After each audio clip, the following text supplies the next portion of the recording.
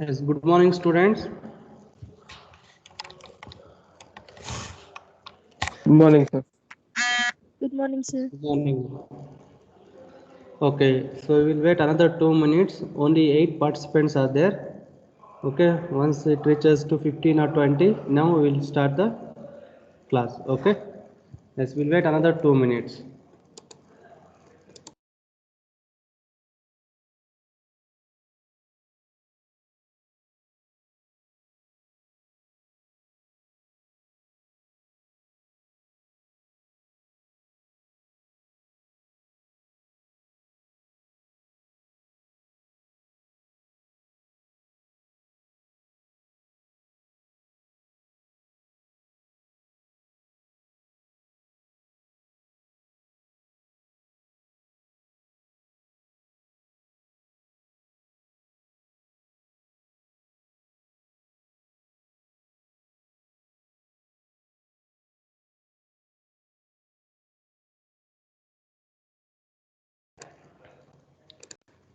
Yes, please check. My voice is audible. Yes, sir. Wait, Maradana. Again,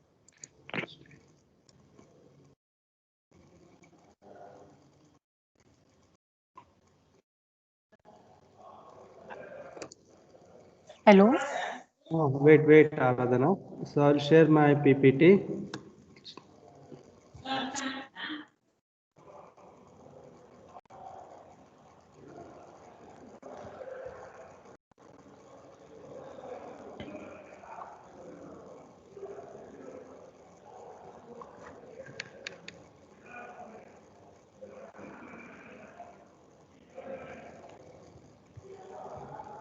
Yes, Aradhana PPT is visible, ma? Yes, sir. Okay, thank you. Okay, shall I start?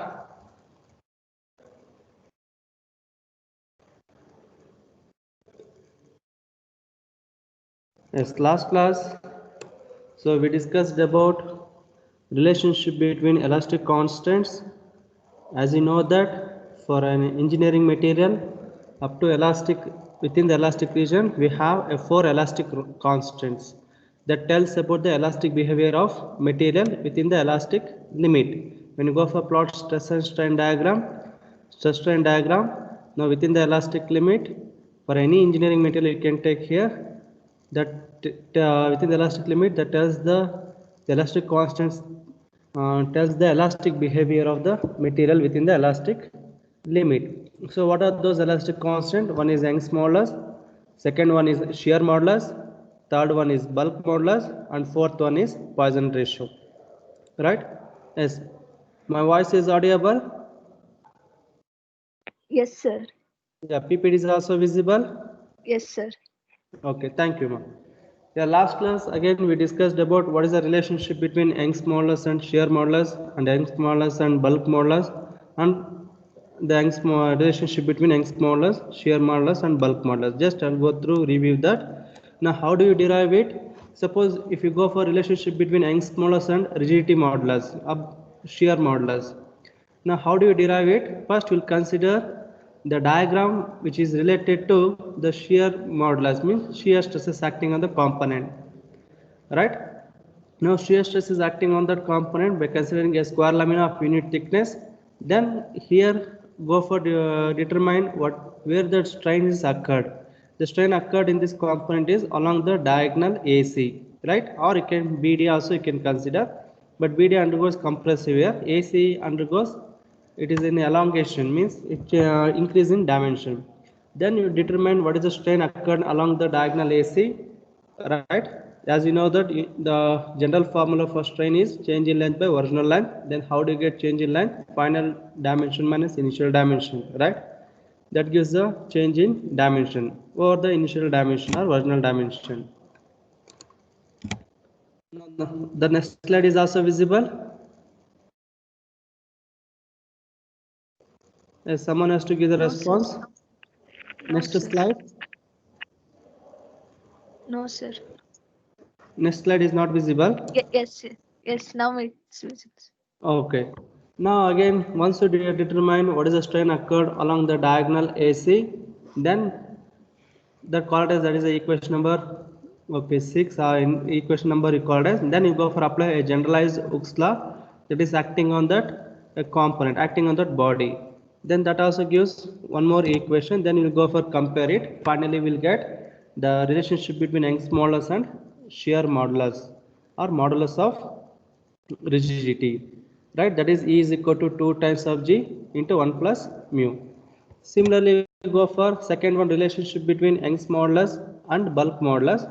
Again, how do you derive it? By considering the diagram which is related to bulk modulus, means the bulk stresses. Now consider a cube of same dimension. The dimension is A, subjected to 3 mutually perpendicular stresses of same magnitude.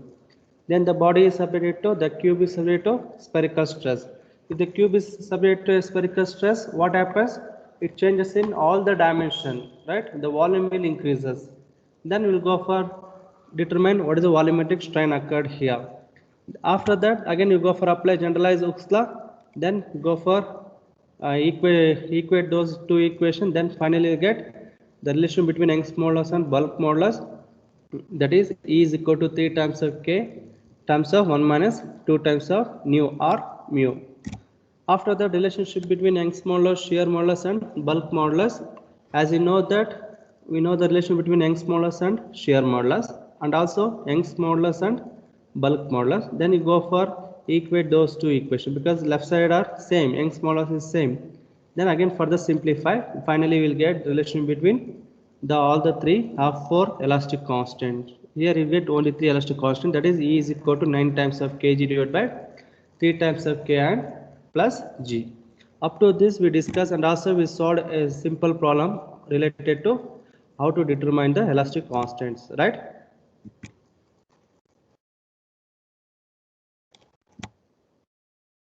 Yeah. Now the slide is visible. Yes, Janvi. Yes, sir. Yeah, what is the title of the slide? What is the title of the slide? Thermal stresses. Yeah, thermal stresses. Thank you, ma. Okay, mute yourself. So up to what we discussed in the previous classes, now consider a bar means a mechanical member subject to only axial loads, right? An external load is applied on the component.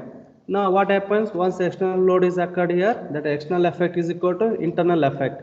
What are the internal effect? One is internal resistance force, and next one is when you apply load, it undergo a deformation, change in dimension, that is called deformation is occurred, right? Now in the previous sections,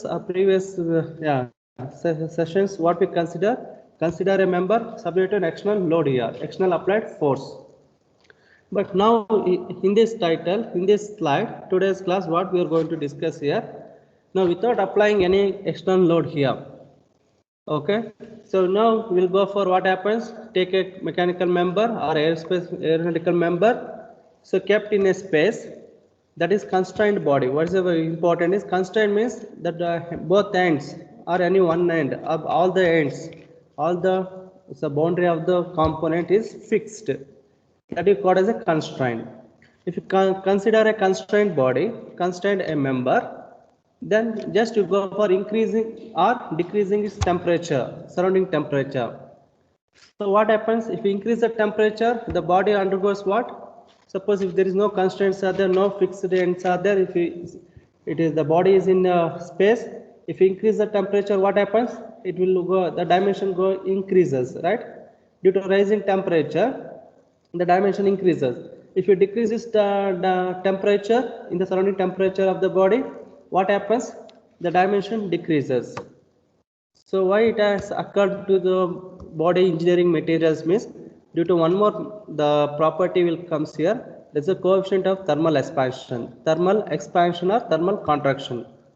Now here the heading shows the thermal stresses. Now consider a constrained body means fixed body. If you rise or fall in temperature of the body, the stresses are induced at the constraint, at the restricted end.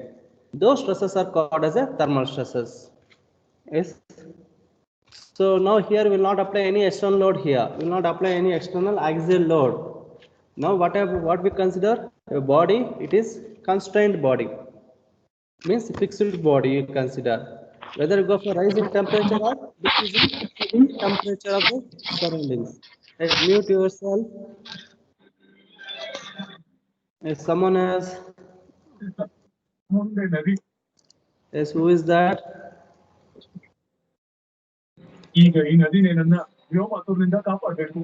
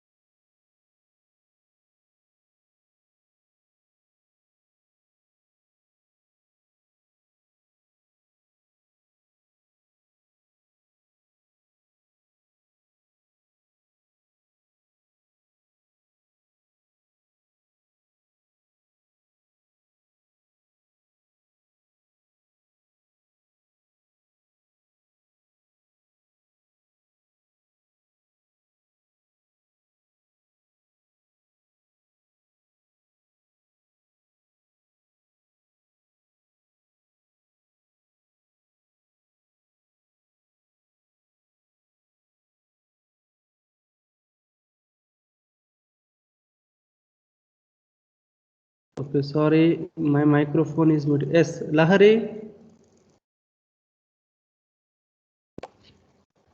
Sir, Voice is audible or not? audible, sir. Audible. Okay, 1 minute, ma. What about PPT is visible? Yes, sir. Okay, thank you, Lahari. Thermal stresses. The title is thermal stresses, right, Lahari? Sir, That PPT, the slide title is thermal stresses, right? sir. Okay. Now we consider here a body undergoes deformation leading to increase in dimension when its temperature is increased, and the body contracts when its temperature is reduces. Now without applying any load on the body, suppose if we increase the temperature of the body or in the surrounding temperature of the body, what happens? The body will undergo a deformation, increase in dimension.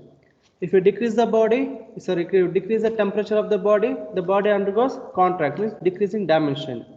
Now see here statement, the stresses induced in a constrained body due to rise or fall in temperature of the body, then those stresses are called as thermal stresses. For best example, you can see the railway tracks. Now, have you seen the railway track? On the railway track, in the track, suppose for example, around 8 meters or 10-meter length. Another, again, railway track here, they maintain a gap. Minimum 4 to 8 mm gap they will maintain. 8 or even maybe 2 to 3 centimeters, 2 to 3 centimeters they will maintain a gap between one railway track to the another railway track. Okay, so why they maintain the gap means due to whenever that in the atmospheric temperature, whenever it increases or decreases, what happens? Railway track also undergoes, it may be expansion, increase in dimension or decrease in dimension. Even you can see in bridges also, when you go for flyovers, you can see that one in the flyover, one component, whatever that object, another object, you can see the gap between those two. Even high tension wires also. Okay, in high tension wires, you can see the high tension wire. Suppose if you kept, then if you increase in temperature, what will you can see the sagging here. If you decrease in temperature in the environment, you can see almost straight here. Okay, those are the stresses are occurred in those components. Why the stresses are occurred means due to rise or fall in temperature of a body. The body should be constrained, then only thermal stresses are developed. If a body is free to, there is no constraint, there is no fixed body, there is no fixed end. Suppose if free to in atmosphere, if you increase the temperature, what happens? The dimension increases. If you decrease in temperature, the body dimension decreases. Okay, these are the example for thermal stresses. Now, what are the three cases will comes here? Consider three cases of a body subjected to change in temperature. One is if the body, there is no constraint here. If you kept the body in space, then if you go for increase the temperature, what happens? It freely expand. The body undergo freely expand. That is called the free expansion. Second case, at the both the end, what we will do? The member is subjected to a constraint, fixed body, fixed end. Then it is called as a completely constrained. The third one is one end is fixed, other end is free. Now another, the constraint is at a distance of some gap, maybe maintain a gap or eccentricity. Then it is that is called as a partially constrained. These are the three cases in thermal stresses. Someone has to give me a response. Next slide is visible. Yes, sir. Yeah, what is the title? Free expansion. Yeah, free expansion. Thank you, ma'am. Now consider a body. Now see the dotted line what we can see here. To consider a body, a member or a bar of length is L, cross-sectional area is A and Young's modulus is E. Now initial temperature of the body is a T1. Now you go for increase the temperature of the body from T1 to T2. Now T2 is greater than T1. Now what is the rise in temperature? Delta T or difference in temperature or rise in temperature delta T is equal to what? T2 minus T1. What happens when temperature increases in the body from T1 to T2? What happens? There is no constant here. There is no fixed end here. The body is what happens is freely expand. So how much? What is the final length here? L1 is equal to L plus delta L. That is the initial length of the body is L. Now when the body is rise the temperature from T1 to T2, increase in temperature from T1 to T2. What is the rise in temperature here? Delta T is equal to T2 minus T1. What happens? The body is the bar will expand from initial dimension to final dimension L1. What is the final dimension is? That's initial dimension plus change in dimension. Okay, L plus delta L. Now as you know that change in dimension is directly proportional to the difference in temperature of the body and length of the body. In order to remove this proportionality, we need a constant. What is the constant here? Alpha. Make it correction here. This is a alpha. In order to remove the proportionality constant, then we get, in order to remove the proportionality, we get a constant. That is the alpha. Delta L is equal to alpha into delta T L. Alpha, what is alpha here? This is the coefficient of thermal expansion.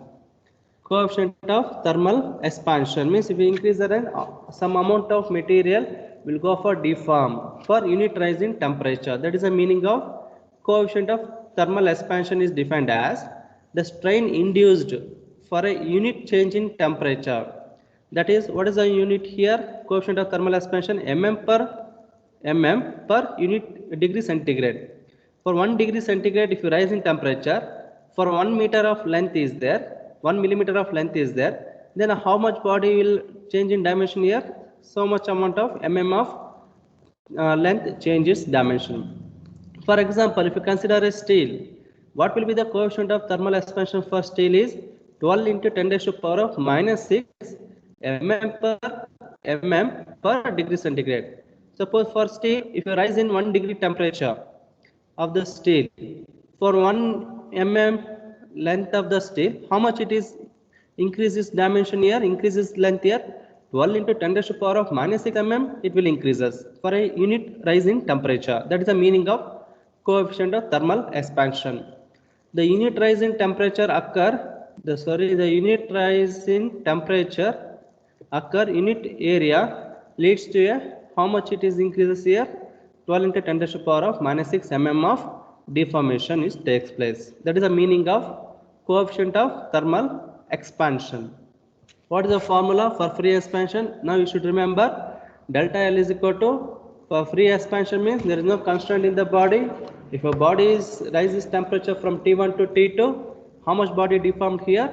The change in length of the body due to rise in temperature in a free expansion, no constraint in the body, it is delta L is equal to alpha into delta T into L. Now alpha mm per degree centigrade, mm get cancelled. Now delta T difference in temperature. What is delta T? T2 minus T1. That also gives in degree centigrade. Degree centigrade get cancelled.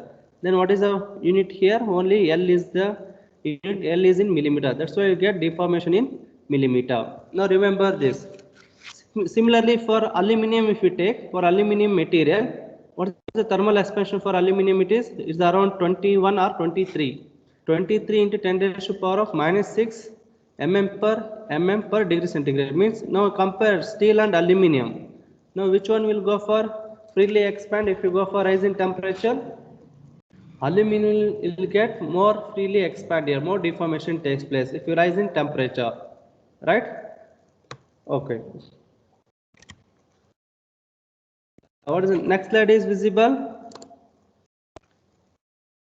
If someone has to give the response, yeah, what is the title? Completely constrained. Yeah, completely constrained or restrained. What is the completely constrained or restrained? Again, consider a bar. See the camera here. Now both end is fixed here. Now consider a bar of length L. Its cross-sectional area is E, A, and I am made up of material. That's the main smallest of the metal is E. What happens? Both end is constrained here. If the both ends are constrained, means both ends are fixed. Now initial temperature of the body is T1. If you raise the temperature from T1 to T2, again T2 is greater than T1. Now what is delta T? T2 minus T1. Or T2 is equal to what? T1 plus delta T. Now what happens if there is no constant here, means the body will, due to rise in temperature, body will free to expand. But here both the end is constrained, right? Now due to this constraint, due to this fixed end, what happened? The body will not undergo deformation. But at the same time, what happened? Body tries to expand, but at the both end it is constrained here. It is fixed here. What happened? There is internal stresses are developed, internal forces or internal resistance force occurred over from body to the fixed end, a body to the fixed end or support, body to the support. Then what happened? There is an internal resistance occurred. The internal resistance occurred over a cross-sectional area, will get stresses.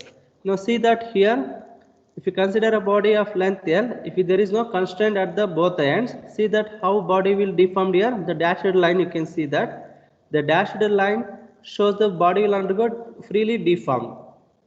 But actual case here, the body at the both the ends is constrained here, fixed support here. Now what happens?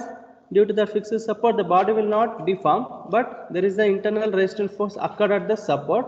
Then it tries to, what type of forces acting on the body here? It is a compressive force. At the both end, body tries to expand due to rising temperature, but due to fixed support here, it tries to compress it. Right? Now compressive stresses are developed on the body due to rise in temperature. Now, how do you determine the stresses induced here? Now remember that this equilibrium equation. What is the equilibrium equation here? The deformation due to free expansion induced in a body. Deformation due to free expansion induced in a body due to rise in temperature, that is equal to deformation due to a mechanically constrained. What is a mechanical constraint? Means at the support a compressive stressor acting here, right? Once it is compressive stressor acting, means a decrease in dimension, means the bar is subject to what type of load? Axial load. Then that is a deformation due to a mechanically constrained. Now remember this equation. Deformation due to free expansion due to rise in temperature, that is equal to deformation due to a mechanically constrained. Now what is the deformation due to free expansion? As you studied in the previous slide, that is alpha into delta T into L. Alpha is nothing but coefficient of thermal expansion. Delta T means nothing but rise in temperature or difference in temperature of the body, that is T2 minus T1. L is the length of the body.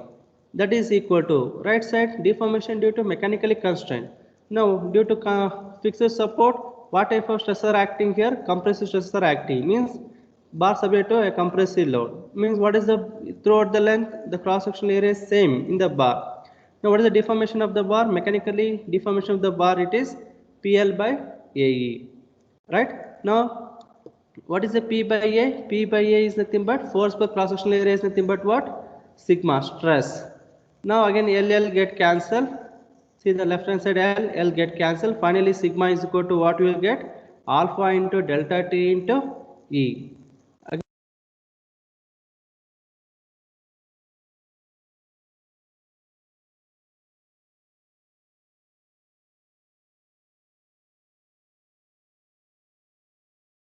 Sir, your voice muted, sir.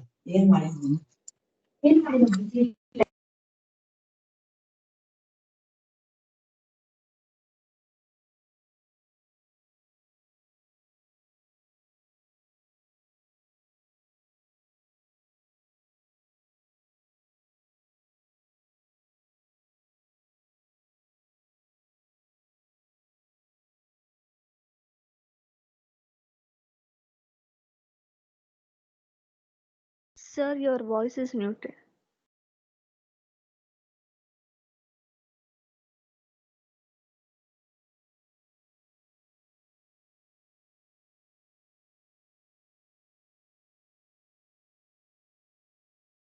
Sir, your mic is muted, sir.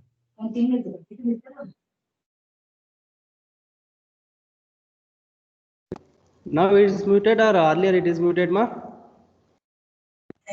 Earlier, sir. Earlier. Again, shall I go for the previous slide? Yes, sir.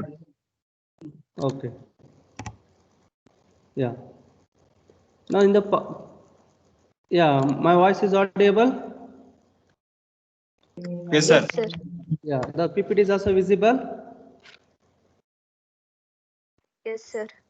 Yeah, in completely constrained or restrained means consider a body, a bar, at the both end it is fixed one. Okay, at the both end is fixed. That is called as a completely constrained body. Now, if your initial temperature of the body is T1 and the final temperature is, if you increase this temperature of the body from T1 to T2, T2 is greater than T1. Now, what is delta T is T2 minus T1.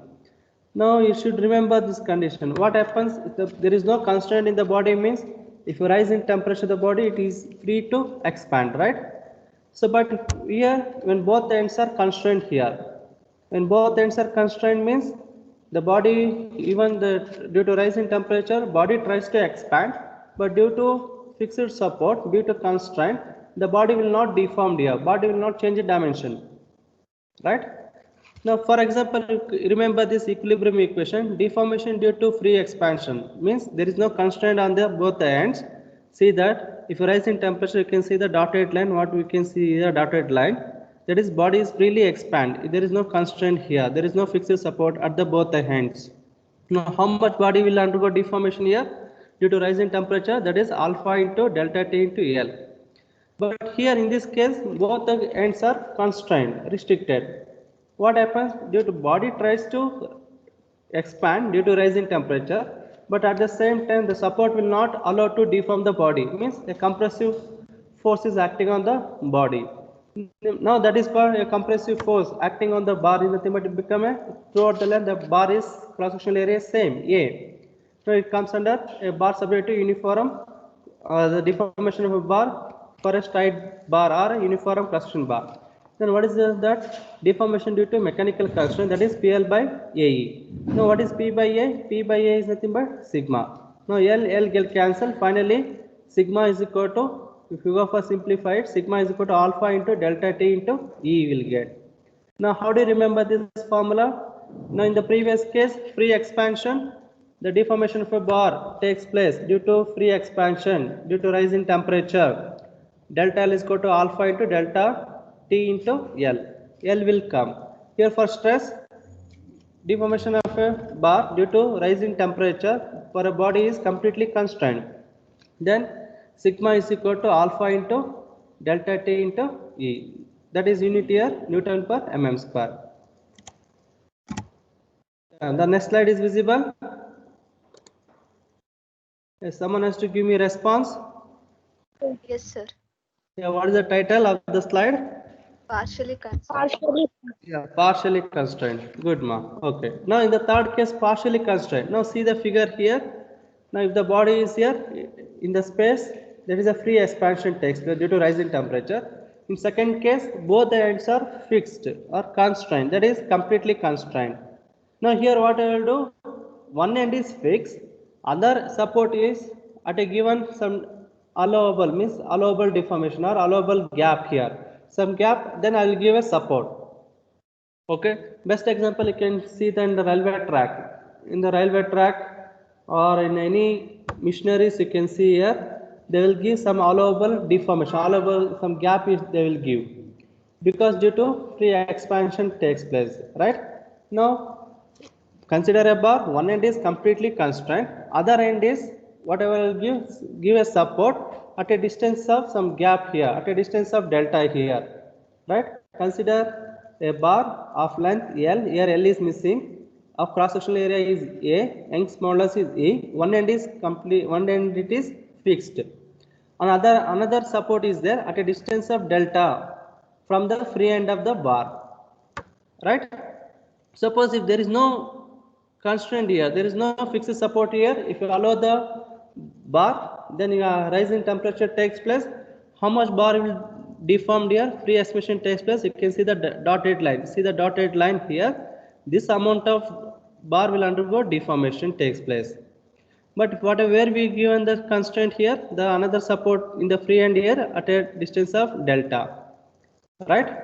Now what happens here? Now again consider initial temperature of the body is T1, the final temperature of the body is T2, then rise in temperature T2 minus T1 is equal to delta T. There is a rise in temperature delta T is equal to T2 minus T1. Now again same equilibrium equation applied here. What is the equilibrium equation here? Now first remove the constraint. What is the deformation of a body takes place due to free expansion and due to rise in temperature?